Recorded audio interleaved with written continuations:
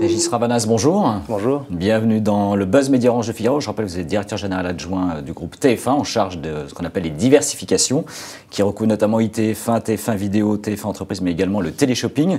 Alors dans un contexte, on l'a vu, difficile pour le marché publicitaire et notamment pour TF1, les diversifications ont permis à la fois de maintenir le chiffre d'affaires, mais surtout de quadrupler le résultat sur 9 mois à 27 millions d'euros sur l'ensemble des diversifications que vous recouvrez. Et ça a donc limité et amélioré la rentabilité du groupe TF1. Est-ce que les diversifications, d'une certaine manière, c'est un meilleur matelas pour amortir la crise dans des périodes difficiles? Alors effectivement, là, on a eu une belle croissance de notre chiffre d'affaires sur ces 9 premiers mois, puisqu'on est passé de 210 millions en 2011 à 240 en 2012. Le chiffre d'affaires a quadruplé pour atteindre 28 millions, vous le disiez. Mais les diversifications, c'est-à-dire téléshopping, ITF1, TF1 Entreprise et TF1 Vidéo, font partie des activités qui ont performé, mais ce ne sont pas les seules. Il y a d'autres activités qui se portent bien dans le groupe, comme par exemple Eurosport, TMC, NT1. Et alors effectivement, ça permet d'amortir un petit peu le choc de ce qu'on connaît actuellement, qui est une crise publicitaire terrible, qui n'affecte pas que TF1, mais qui affecte bien sûr aussi la chaîne TF1, l'ensemble du paysage. Pour autant, ça permet d'amortir, mais pas totalement de compenser la baisse de alors en chiffre d'affaires, ça permet de compenser, mais pas en résultat. Alors la diversification de TF1 donc, perdait de l'argent, je crois, il y a 3 ans. Vous avez inversé la tendance aujourd'hui avec une rentabilité que l'on peut souligner. Comment vous expliquez ce changement? Alors, il y a 3 ans, lorsque Non Spaloni nous a demandé de reprendre cette activité-là, qui est le PDG du groupe TF1. Qui est le PDG du groupe TF1. Il nous avait assigné 3 missions. La première, c'était de donner une cohérence à ces activités qui étaient un peu disparates. Ensuite, de redonner un élan, notamment avec une croissance du chiffre d'affaires. Et surtout, d'inverser la rentabilité, puisque ça perdait de l'argent, vous le soulignez. Alors, ce qu'on a fait, si vous voulez, c'est essayer de donner un positionnement clair à ces différentes activités. Pour ce qui est du pôle édition, c'est-à-dire TF1 Entreprise, TF1 Vidéo, quel que soit le support, on édite à la fois des CD, des DVD, des jeux, etc. Eh bien, il s'agissait de trouver un positionnement. On a trouvé un positionnement qui est celui d'être l'éditeur de l'événementiel, l'éditeur de l'événement. C'est ce que nous voulons être. Et c'est ce que nous sommes aujourd'hui. Alors, nous avons la chance d'avoir des émissions sur TF1 qui sont très événementielles, The Voice, Danse avec les stars en ce moment, ou encore MasterChef. Et là, nous éditons des CD, des DVD ou autres produits qui sont issus de ces émissions-là. Mais aussi, nous souhaitons être l'éditeur d'événements qui sont exogènes au groupe. C'est le cas par exemple de 1789, qui est un spectacle, qui est le premier spectacle aujourd'hui en France en termes de vente de billets. C'est au Palais des Sports actuellement. Eh bien, 1789, nous sommes coproducteurs, nous sommes aussi éditeurs du CD, du DVD qui viendra, du merchandising, etc. Ou encore de l'événement Humour de 2012, qui est le spectacle de Florence Foresti. Là, nous sommes éditeurs du DVD qui va sortir mercredi.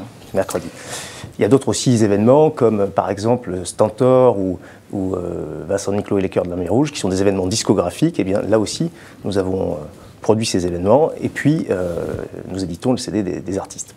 Alors, vous disiez, l'année 2012 a été également faste pour la vidéo à la demande, pour ce qu'on appelle la VOD sur le marché français. Sur les 10 films les plus vendus, TF1 en place 5, Intouchables et notamment Police ou les Infidèles. Comment vous expliquez ce succès de la VOD en France? C'est une évolution naturelle du marché dans le monde entier. Sachant que le DVD classique souffre largement plus que le numérique. On a un marché global de la vidéo qui est en décroissance. C'est un marché d'autour de 1,5 milliard. Mais là, il y a un transfert, si vous voulez, du DVD vers la vidéo à la demande.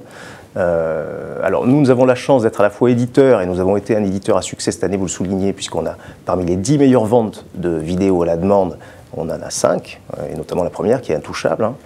Mais nous sommes aussi un distributeur de VOD, puisque dans notre approche numérique, là aussi c'était une mission que nous a signée Non Spaloni, il souhaitait qu'on soit des leaders dans le domaine de la vidéo sur Internet. On l'est dans le gratuit avec MyTF1, qui est aujourd'hui le leader de la télévision de rattrapage, mais aussi dans le payant avec MyTF1 VOD.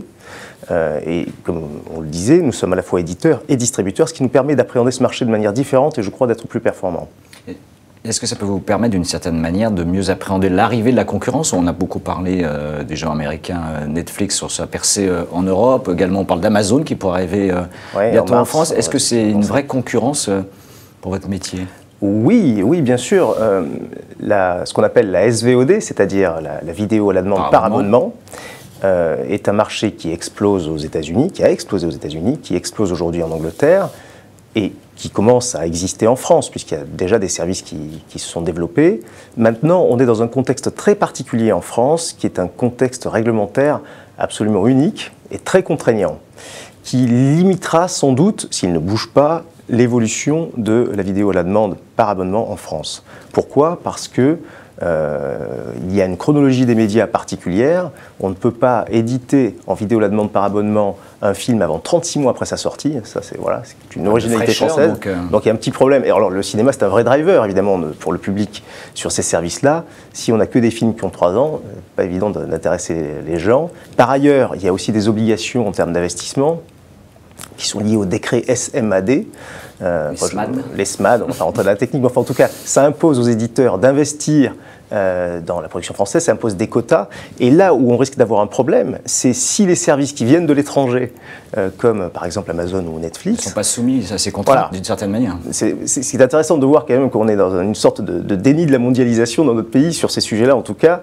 Et on voit bien que ce qu'on pouvait retenir par le passé avec nos frontières, aujourd'hui on ne peut plus le retenir parce que le monde d'Internet, il est libre. Et si Amazon peut éditer un service qui n'est pas contraint, il pourra produire des produits plus performants et moins chers que ceux que pourront produire les éditeurs nationaux, ce qui pose un problème.